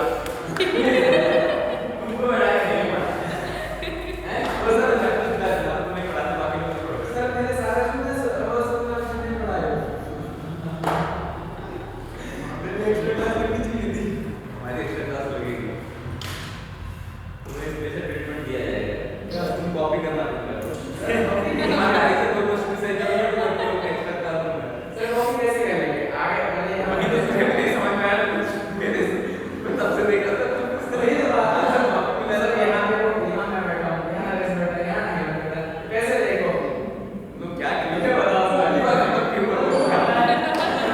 मैं सीधे 10 नंबर एवं के काटे जाएंगे काफी एक्टिव और आपके सामने बैठे थे। अब तो मैं, मुझे क्या पता था इतने तुमको इस एग्जाम में इतना नकल करोगे। हाँ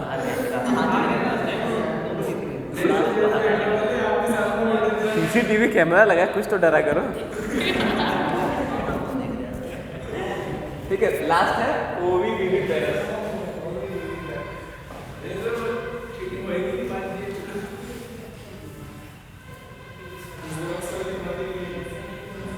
सर एक क्वेश्चन मेरी से ना वो कह रहा था कि क्या होगा, बता देगा सर भूल गए।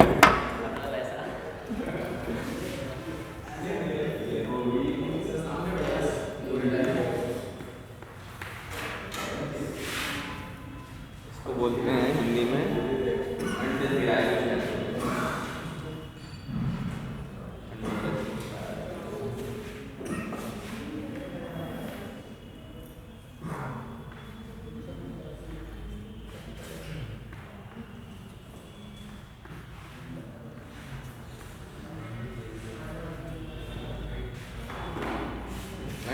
जरा यूज बोलते हैं इसको, ठीक। सर इसका मतलब आपका कैम बोल रहे हैं? हाँ किस तरह से किया है? क्या चीज़? आपको तो कैम बोल रहे तो क्या मैंने बोला था, मैं कंफर्म बोल रहा था, मैं तुम्हारी कॉपी देखा, गलती से एक दो चीज़ें नहीं मिल रही, वो नरेश से मिल रही हैं। मैंने तीनों लोग की कॉपी साथ में बगल में रख के देखी है, 90% तो उससे मिल रही है, बाकी जो 10% नहीं मिल रही वो इससे मिल रही है। तो लास्ट दोनों से थोड़ा थोड़ा नकल कर लें, तब भी गड़बड़ हो गया, नहीं तो 1 नंबर कम हो गया, अदरवाइज उससे बराबर पा गए।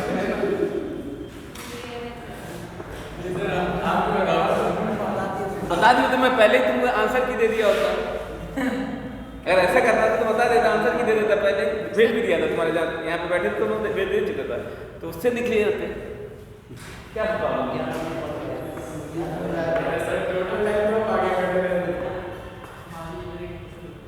देखो इसका एग्जांपल ओवी बेबी पैरस का एग्जांपल है।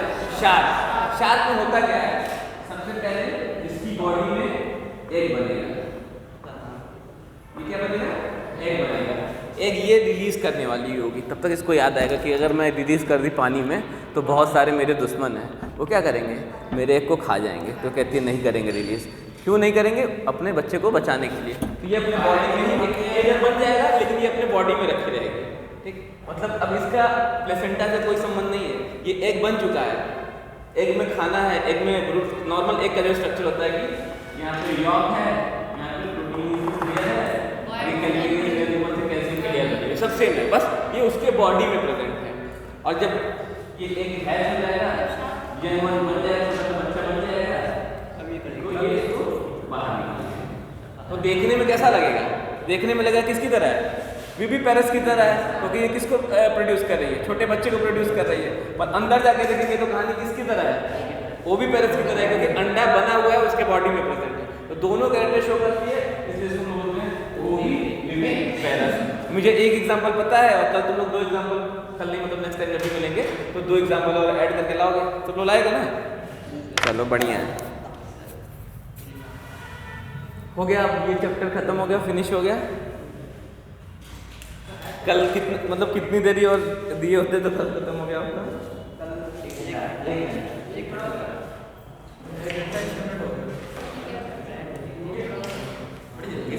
जब समय आएगी यहाँ पे पढ़ाएंगे तो थोड़ा चीज़ बता दें।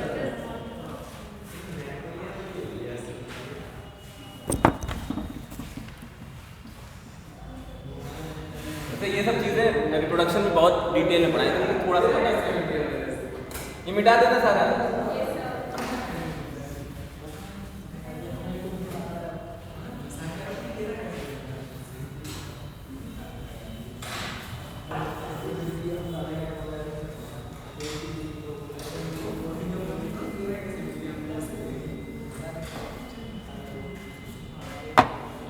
वो रिप्रोडक्टिव फेज को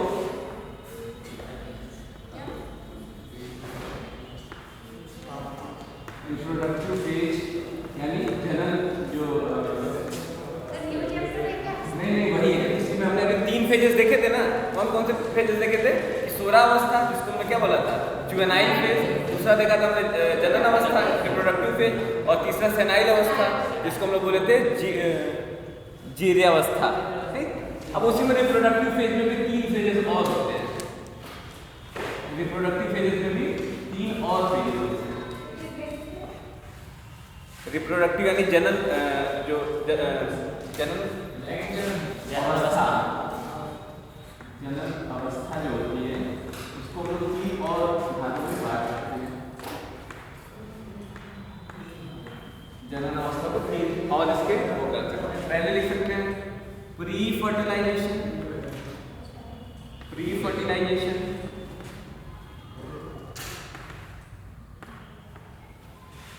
इसको हिंदी में बोलेंगे निषेचन, पूर्व अवस्था, यहाँ पे बोलेंगे फर्टिलाइजेशन,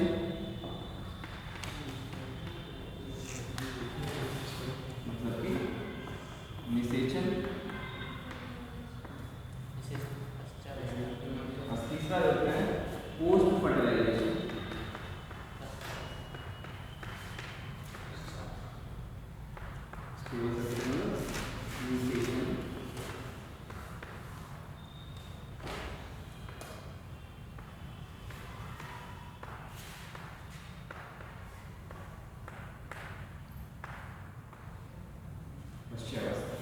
ठीक।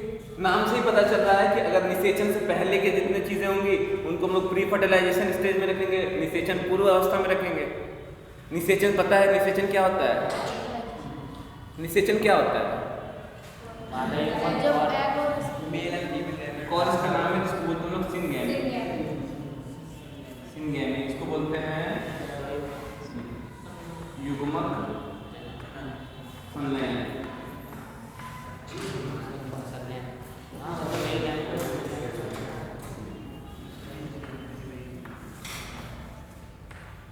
इन दोनों में डिफरेंस होता है।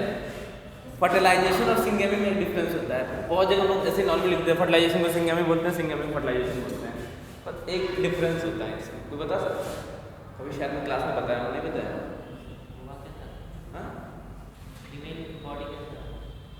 नहीं, वो उससे कोई फर्क नहीं। वो तो फर्टिलाइजेशन एक्सटर्नल इंटरनल वो अलग है। सिंगैमी क्या होता है, फर्टिलाइजेशन में डिफरेंस कभी बताया मैंने? तो युग्मक संलयन या सिंगैमी क्या होता है और फर्टिलाइजेशन, हम लोग जनरली ये दोनों को हम लोग एक्सचेंज कर देते हैं, कभी फर्टिलाइजेशन बोलते हैं कभी सिंगैमी बोलते हैं। एनसीईआरटी में भी खूब लिखा हुआ नहीं fertilisation also known as syngamy, पर ऑल्सो नोन एज होता नहीं है सिंगैमी बेसिकली, एक बहुत माइनर सा डिफरेंस है। नॉर्मली सिंगैमी ही बोलते हैं हम लोग, जो सही वर्ड है वो क्या है, सिंगैमी है। सिंगैमी दो तरीके का होता है, एक जब क्या होगा दोनों एक जैसे होंगे, ठीक, दोनों गैमेट सिमिलर होंगे, दोनों गैमेट सिमिलर होंगे, जैसे कि हम इसको क्या बोलेंगे, समयुग्मजीय कंडीशन हो जाएगी, समयुग्मजीय होमोगैमेट्स, होमोगैमेट्स। इस कंडीशन में अगर होता है तो इसको हम लोग नॉर्मल सिंगैमी बोलेंगे। और जब हमें हेटेरोगैमेट फॉर्म होगा, हेटेरोगैमेट विषम युग्म,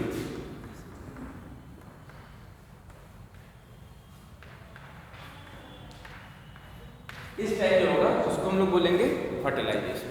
मतलब कि सिंगैमी वर्ड जनरली यूज करेंगे हम लोग कि जब दोनों एक जैसे हो, और फर्टिलाइजेशन वर्ड कब यूज करेंगे जब दोनों अलग अलग जैसे हो, मतलब दोनों डिफरेंट हो। तो हम लोग नहीं सोचना है, ठीक है जाने तुम लोग एक्सचेंजली यूज कर सकते हो, पर अगर कभी क्वेश्चन पूछ देता है थोड़ा सा अप लेवल पे तो इतना पता होना चाहिए, ये डिफरेंस होता है। बाकी हाँ एग्जाम्पल हो जाएगा तुम्हारा क्लेडोफोरा हो जाएगा, सिंगैमी का एग्जाम्पल क्लेडोफोरा में, क्लेडोफोरा एक एल्गी का नाम है, एल्गी है, उनमें क्या होता है गैमेट, दोनों जो गैमेट होते हैं मेल और फीमेल बिल्कुल एक जैसे होते हैं, उसी को हम लोग आइसोगैमस भी बोलते हैं। हमने पढ़ा था ना आइसोगैमस एन आइसोगैमस वही चीज़ है, तो आइसोगैमस बोलते हैं। और तुम्हारा डिफरेंट वाले हेटेरो गैमेट का एग्जाम्पल सब लोग को पता होगा, ह्यूमन, ह्यूमन में क्या होता है, फीमेल का ओवा बड़ा सा होता है, स्पर्म का स्ट्रक्चर अलग सा होता है, छोटा सा होता है, तो दोनों अलग अलग होते हैं, तो कैसे हो गए हेटेरोगैमेट हो गए, विषम युग्मजीय हो गए, ठीक। तो इससे पहले क्या हुआ होगा, मतलब फर्टिलाइजेशन होना है तो उससे पहले तैयारी होनी होगी ना, कोई चीज़ कोई इवेंट होता है उससे पहले उसकी तैयारी होती है, तो तैयारी किस चीज़ क्या किया होगा, गैमेटोजेनेसिस हुआ होगा।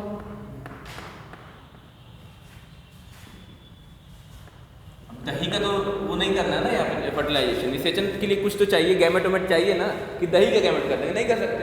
तो बेसिकली गैमेटोजेनेसिस के लिए क्या करेंगे, अरे फर्टिलाइजेशन से पहले क्या करेंगे, गैमेटोजेनेसिस करेंगे। मेल और फीमेल गैमेट के बनने की जो प्रक्रिया होती है उसी को हम लोग गैमेटोजेनेसिस कहते हैं, हिंदी में बोलते हैं युग्मक जनन,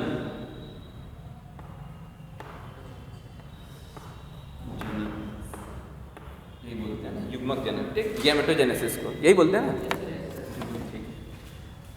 और उसके बाद होता है गैमेट का ट्रांसफर,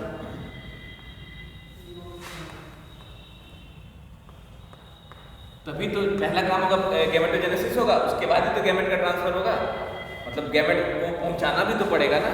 तो गैमेट का ट्रांसफर प्लांट में किसके थ्रू होता है, पॉलिनेशन के थ्रू। एक पेज दिया एनसीईआरटी में, हम लोग पॉलिनेशन कितना डिटेल में पढ़े हैं, तो वो तो पॉलिनेशन प्लांट में जाएगा।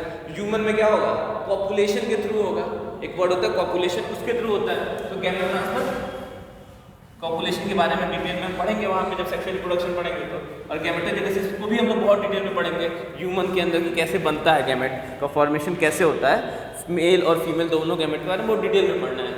तो बस इतना जान लो, दो वर्ड जानते हैं, गैमेटोजेनेसिस और गैमेटोजेनेसिस मतलब गैमेट का फॉर्मेशन, और गैमेट का ट्रांसफर मतलब एक जगह से दूसरी जगह के पास जाना, ठीक है। जैसे पोलन ग्रेन का उसके स्टिग्मा तक पहुंचना पड़ेगा ना, तो वो जो प्रोसेस होगा उसी को बोलेंगे गैमेट ट्रांसफर, यानी युग्मक का स्थानांतरण, वही चीज़ हो गया। फिर हमने सिंगैमी फर्टिलाइजेशन देख लिया। तो फर्टिलाइजेशन दो तरीके के होते हैं, एक फर्टिलाइजेशन जो होगा वो इंटरनल होगा, बॉडी के अंदर होगा, जिसका एग्जांपल होगा ह्यूमन, काऊ, ये सब क्या होगा यहाँ पे बॉडी के अंदर, मतलब फीमेल की बॉडी होगी, उसके अंदर मेल स्पर्म जाएगा, उसके ओवा को फर्टिलाइज करेगा, निषेचन होगा, जाइगोट बनेगा, सब बॉडी के अंदर होता है, पर कहीं कहीं पे बाहर होता है। मछलियों के केस में मछलियाँ क्या करती हैं, फीमेल मछली अपने एग को रिलीज कर देगी, मेल मछली जो होगा वो अपना स्पर्म रिलीज कर देगा, दोनों घूमते घूमते पानी में कहीं मिल जाएंगे, फिर वहाँ पे जाइगोट बनेगा, वहीं से बेबी का फॉर्मेशन होगा, एग का फॉर्मेशन होगा, वहाँ पे एग बनेगा। तो बेसिकली वहाँ पे क्या हो रहा है, एक्सटर्नल फर्टिलाइजेशन हो रहा है, बाह्य निषेचन हो रहा है, और ह्यूमन में क्या होगा, आंतरिक निषेचन होगा, इंटरनल फर्टिलाइजेशन होगा। तो लिख लो दो तरीके का फर्टिलाइजेशन होता है। मिटा देगा वाला क्वेश्चन। जी सर।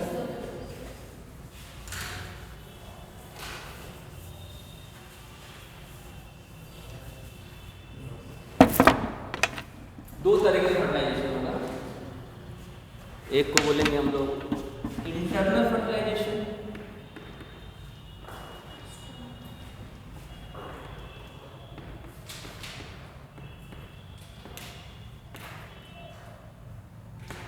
और एक को बोलेंगे एक्सटर्नल फर्टिलाइजेशन।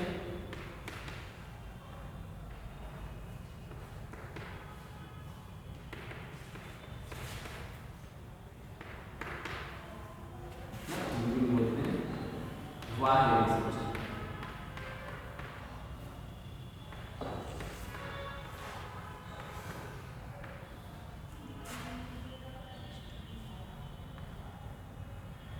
मछली है, मछली क्या करती है अपना एक रिलीज कर दी हम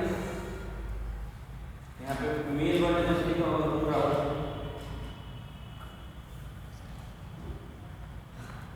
इसने क्या किया अपना स्पर्म रिलीज किया। ये एक नहीं बहुत ह्यूज अमाउंट में करते हैं और पानी के अंदर कर रहे हैं, वाटर है, यहाँ पे इसका क्या हो रहा है निषेचन हो रहा है। तो इस प्रक्रिया को हम लोग बोलेंगे एक्सटर्नल फर्टिलाइजेशन यानी बाह्य निषेचन। वहीं पे इंटरनल फर्टिलाइजेशन यानी आंतरिक निषेचन बोलते हैं।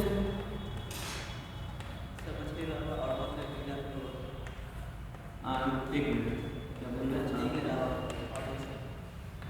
मछली के अलावा एग्जाम्पल्स है तुम्हारे इस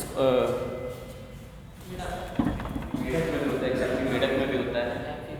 जितने एम्फीबियंस होंगे सारे में होगा, हाँ जितने एम्फीबियंस होंगे सब में होगा, ये बाहर में होगा। तो हमने एम्फीबियन का एग्जाम्पल ही पढ़ा है कि इनको गैप क्या कहते हैं फ्यूजन के लिए वाटर की ज़रूरत पड़ती है। तो जितने एम्फीबियन होंगे सब में होगा, ठीक। तो इंटरनल में क्या एग्जाम्पल हो जाएगा, मुन्ना, हम भी बना देते हैं वो वाला पैलियोलिथिक एज वाला डायग्राम। अब मुन्ना क्या करेगा, मुन्ना को कोई होगी उसकी मुन्नी, तो अब उसके पास अब ये तो भाई ऐसा नहीं कर सकता अपना स्पर्म बाहर छोड़ दिया, मुन्नी भी अपना एक बाहर निकाल दी, बाहर फर्टिलाइजेशन हो गया और फॉर्मेशन हो गया बच्चे का। नहीं, इसको क्या करना पड़ेगा, प्रोसेस करने पड़ेगा, इसको अपना जो स्पर्म है वो डिपॉजिट करना पड़ेगा उसके वजाइना में, और वहां से क्या होगा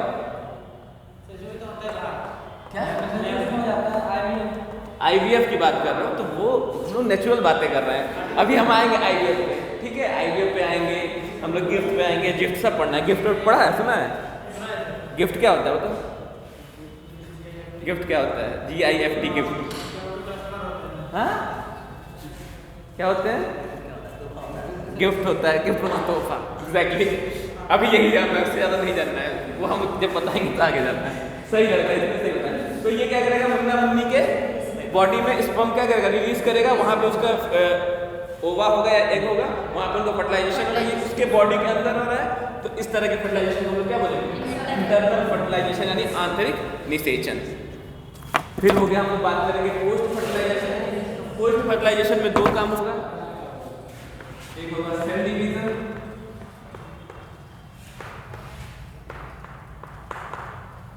और एक होगा सेल डिफरेंशिएशन।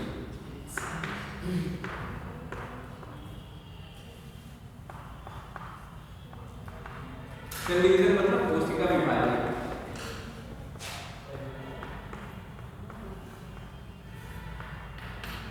और सेल डिफरेंशिएशन मतलब होता है कोशिका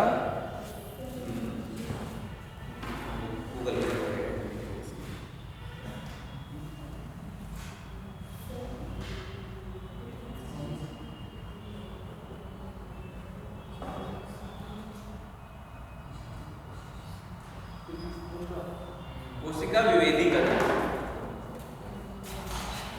कोशिका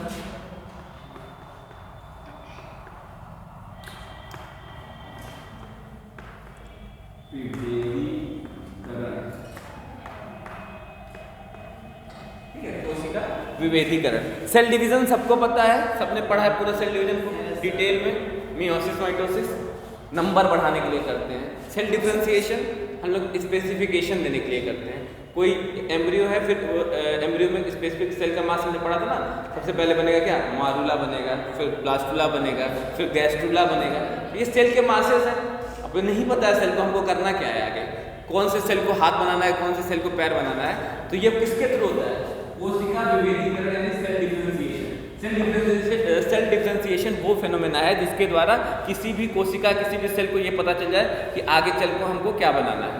ठीक है, तो होगा ना, ढेर सारे सेल का मास पड़ा है स्टार्टिंग में, वही मास तो डिवाइड हो जाएगा। कुछ सेल को तुम बेटा हार्ट बनाओगे, दिल बनाओगे, ठीक है, कुछ तुम बेटा तुम क्या बनाओगे, लीवर बनाओगे, कुछ को बोला हाथ बनाओगे, कुछ को ब्रेन बनाओगे। जिसको बोला ब्रेन बनाओगे वो खुश हो जाता होगा, जी साला ब्रेन बनाने को मिलेगा, मतलब सबसे दमदार ऑर्गन है। जिसको दिल बनाने को मिलता होगा वो भी खुश हो जाता होगा, ये चलो कई बार टूटेंगे हम हैं जीवन में। ठीक है, तो ये हो गया तुम्हारा रिप्रोडक्टिव फेज वाला। बस इतना ही पढ़ना है, ज़्यादा बाकी बहुत डिटेल में ये सब चीज़ें हम लोग को पढ़नी है। डिफरेंशिएशन वगैरह एम्ब्रियोलॉजी पढ़ेंगे तो उसमें बहुत डिटेल में पढ़ेंगे, अभी आउटलाइनिंग दी है सिर्फ। हाँ, होपफुली चैप्टर तो कंप्लीट हो गया है। एग्जाम में क्या क्या आएगा बताओ, तुम लोग बताओ, मैंने बोलेगा पहला एक टेस्ट में क्या होगा? ये वाला चैप्टर है जो अभी पढ़ाए हैं,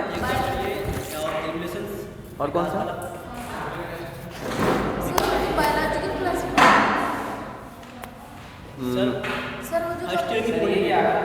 ये तो आएगा जो अभी पढ़ा है, वो तो एक चैप्टर आएगा। उधर आएगा तुम्हारा टेक्सोनॉमी, जो पहला चैप्टर, एकदम पहला चैप्टर 11th क्लास का टेक्सोनॉमी लिखा है ना, उसमें NCERT 1 और NCERT 2। NCERT 1 का मतलब 11वीं का किताब और NCERT 2 का मतलब 12वीं की किताब। तो क्लासिफिकेशन मतलब बायोलॉजिकल क्लासिफिकेशन मतलब तुम्हारा एलगी, मतलब पहला चैप्टर आएगा, दूसरा चैप्टर आएगा, एनिमल वाला तीसरा भी शायद है ना, हाँ तीसरा भी है। हाँ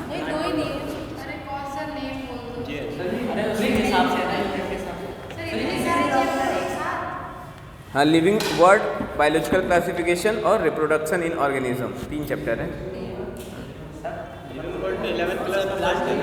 11th क्लास का फर्स्ट और सेकेंड। हाँ तो दोनों, बायोलॉजिकल क्लासिफिकेशन में सब कुछ मतलब कहाँ तक, एंजियोस्पर्म तक, बस रिप्रोडक्शन नहीं आएगा फ्लावरिंग प्लांट का, बाकी सब आएगा। ठीक है, फिर इधर वाले में ये जो अभी पढ़ाए हैं उतना बस। अभी तुम लोग के पास काफ़ी समय, लगभग 15 दिन से पहले तो होगा ना एग्ज़ाम, तो अभी से लग जाओ। और मेरी क्लासेस भी नहीं है, तो तुम लोग आराम से बायो का जो टाइम है, अलग से नया कुछ नहीं पढ़ना है तुम लोग को, वही पुरानी चीज़ें पढ़ो, दोहराओ। 3 चैप्टर बस। कल छुट्टी है ना तुम लोग की? चलो तब कल तक तो सब ठीक हो जाएंगे।